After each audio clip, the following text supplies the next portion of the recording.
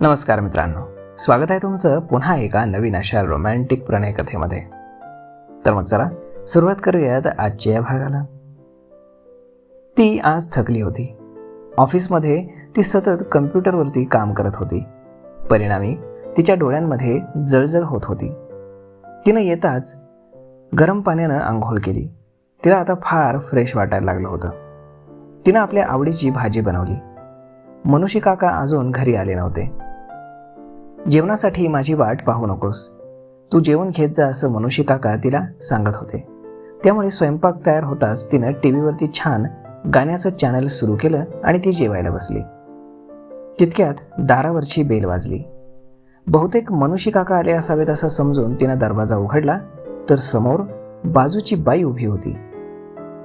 काय करताय? काही नाही, जेवायला बसणार होते. मग जाते मी, जेवा तुम्ही. काही काम होतं का? काही नाही, आपलं सहजच माझं काम झालं, घरात कंटाळा आला म्हणून म्हटलं तुमच्याशी गप्पा कराव्यात. मग या ना आतमध्ये, मलाही एकटीला करमत नाही. नाही पण तुम्ही जेवण करताय ना. मग काय झालं, उलट तुमच्यामुळे मला 2 घास जास्तच जातील. यावर ती बाई हसली. कायरानं दरवाजा उघडला तशी ती बाई आतमध्ये आली आणि समोर सोफ्यावर बसली. कायरा खाली आपल्या ताटावरती बसली. बाई खूपच बोलकी होती. ती बोलायला लागली. मी आरती जाधव, गेल्या 10 वर्षांपासून इथे राहते. अरे वा, छानच. म्हणजे या वस्तीचे तुम्हाला सगळंच माहीत असेल? हो, बऱ्यापैकी.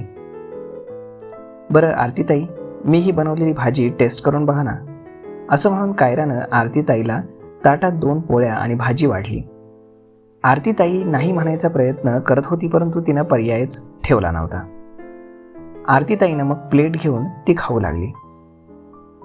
वा, खूप छान झाली भाजी. आणि कायराताई, अशी मला सवय लावू नका, नाहीतर मी रोजच तुमची भाजी खायला येईल. आरती हसत म्हणाली. आरती 35शी गाठलेली रेखीव शरीराची स्त्री होती.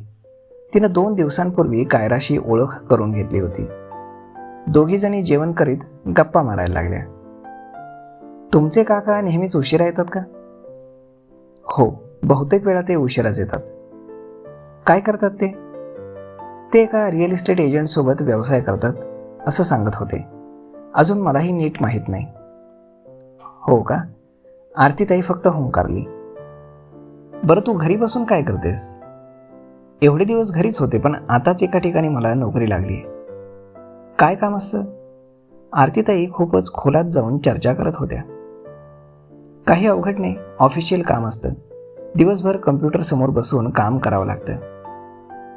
चालतंय, पण ताई तुम्ही काय काम करता? यावर आरतीताई हसली. अगं माझं काम खूप वेगळं आहे.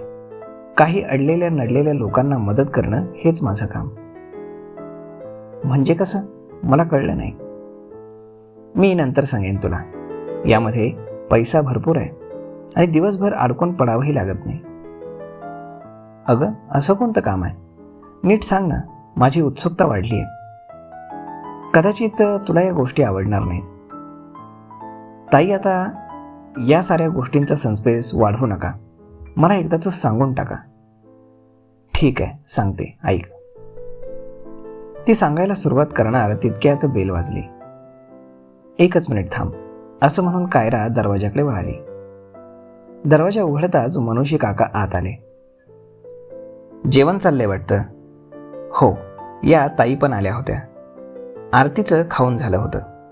त्या पाणी पिल्यावरती मनुष्य काकांकडे पाहून म्हणाल्या, काही नाही, आपली सहजच कंटाळा आला म्हणून गप्पा मारायला आले होते. बरं ठीक आहे, येत चला अधूनमधून. हो नक्कीच, येऊ मी? या, मनुष्य काका म्हणाले. आरती बाहेर जाताच मग कायरानं दरवाजा लावला. काका, बसा तुम्ही जेवायला. नाही, मी जेवूनच आलो आहे.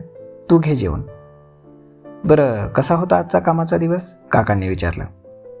खूप चांगला होता. हळूहळू तुला खूप काही शिकायला मिळेल. ते देशपांडे सर माझे जुने मित्र आहेत, काका म्हणाले. हो, मला वाटलंच, कारण त्यांनी माझी मुलाखत न घेता सरळ माझी नेमणूक केली, कायरा म्हणाली. अगं ते ओळखीमुळे नाही, ते तुला पाहताच तुझी हुशारी त्यांना कळली असेल. तसे ते फार चाणाक्ष आहेत. एका भेटीतच ते लोकांना ओळखतात, काका म्हणाले. हो, मलाही जाणवलं ते. काका, एकच मिनिट, मी एवढी भांडी घासून ठेवते, मग बोलू आपण यावर. हो चालेल, काका म्हणाले. मग कायरा किचनकडे वळाली. तिनं भांडी घासली आणि तिनं काकांना आवाज दिला. काका, तुमच्यासाठी 1 कप चहा ठेवू का? हो बनव. आणि तूही घे थोडा, काका म्हणाले. मी जेवल्यावर चहा नाही घेत, पण तुम्ही म्हणता तर घेते थोडी. मग 2 कपामध्ये चहा घेऊन ती आली आणि टीव्ही समोर एक जुनं गाणं चाललं होतं. काका, आज मला फार छान वाटलं. आता हळूहळू मी आपल्या पायावरती उभी राहायला सुरुवात करते. हो, ते तर झालंच पाहिजे, काका म्हणाले. काका टीव्हीकडे पाहत म्हणाले, सासरकडची काही बातमी? काही नाही, आणि आली तर ती तुम्हाला येईल, कारण माझे सासरे तुमचे चांगले मित्र आहेत. पण काका, मला एक कळलं नाही. काय?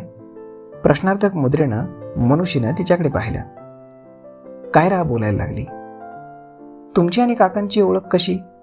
ते भोपाळसारख्या ठिकाणी राहतात आणि तुम्ही मुंबईला? ती थांबली. काका, मी आपलं सहज विचारते, यात काही शंका वगैरे असं नाही बरं का? हो, कळलं मला, ते हसले. अगं, मी मूळचा भोपाळचाच. तुझा सासरा आणि मी एकत्र शिकलो. जीवनातील खूप काही एकत्र गोष्टी आम्ही केल्या.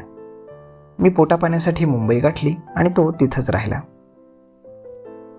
मोठी स्टोरी आहे तुमची. अगं, स्टोरी सगळ्यांचीच असते. तुझी काय कमी स्टोरी आहे? तुझं जगणं हे एखाद्या दर्दभऱ्या चित्रपटापेक्षा कमी नाही. हो ना, ती काहीशी गप्प होत म्हणाली. मग ती उठली आणि तिने रिकामे कप घेतले. कायरा, काय ग, माझ्या बोलण्याचं वाईट वाटलं का? कप किचनवरती ठेवून ती पुन्हा सोफ्यावर येऊन बसली. नाही काका, तुमच्या बोलण्याचं वाईट नाही वाटलं मला. मग माझा भूतकाळ आठवला. एखाद्याच्या आयुष्यात सुख असं नसतंच. तिचे डोळे भरून आले होते. मनुष्य तिच्या जवळ सरकले. त्यांनी तिच्या खांद्यावर हात ठेवला. ती काहीच बोलली नाही. त्यांनी तिला जवळ घेतलं. ती त्यांच्या खांद्यावरती डोकं ठेवून रडायला लागली. मनुष्यचा हात तिच्या पाठीवरनं फिरायला लागला. आता तो स्पर्शही तिला आधाराचा वाटत होता. काका, तुम्ही जर आधार दिला नसतात तर माझं काय झालं असतं काही सांगता येत नाही. खरं सांगू कायरा, मी तुला आधार दिला नाही तर तूच मला आधार झालीयस. मी या एकटेपणाला कंटाळलो होतो, पण तुझ्यामुळे मला आता छान वाटतं. ती शांतपणे बसली होती. आता ते दोघे बोलत नव्हते. तितक्यात काका बोलले. कायरा, तुला सांगायचं होतं. काय? कायरा स्वतःला सावरून बसत म्हणाली. आपण या वस्तीमध्ये राहतो. ती वस्ती म्हणावी तेवढी चांगली नाही. त्यामुळे इथे जास्त लोकांशी संपर्क ठेवणं घातक आहे. पण मला तर असं काही जाणवलं नाही. आता आलेले आरतीताई स्वभावानं किती छान आहेत. छान? मनुष्य हसले. अगं, तुला माहीत नाही म्हणून तू तिला छान म्हणतेस. म्हणजे? मनुष्य थांबले. आरती या वस्तीतील मुलींना वेगवेगळ्या पुरुषांकडे पाठवण्याचा धंदा करते. वरून वरून हे सारं छान दिसतं, पण आत सगळी घाण आहे. कायराला तर हे ऐकून धक्काच बसला. काकांच्या बोलण्यावरती तिचा विश्वास बसत नव्हता, परंतु ते खोटं कशाला बोलतील असं तिच्या मनामध्ये आलं. ती उठली आणि बेडरूमकडे वळाली. परंतु आरतीताईंबद्दलचे विचार मात्र तिच्या मनामध्ये तसेच राहिले. तर मग मित्रांनो, आता इथनं पुढं कायराच्या आयुष्याला एक मोठी कलाटणी मिळणार आहे आणि बरंच काही घडणार आहे. तर मग हे सगळं जाणून घेण्यासाठी तुम्ही आत्ताच चॅनलला सबस्क्राईब करा. आपण भेटूयात पुढच्या एका नवीन भागामध्ये. तोपर्यंत धन्यवाद.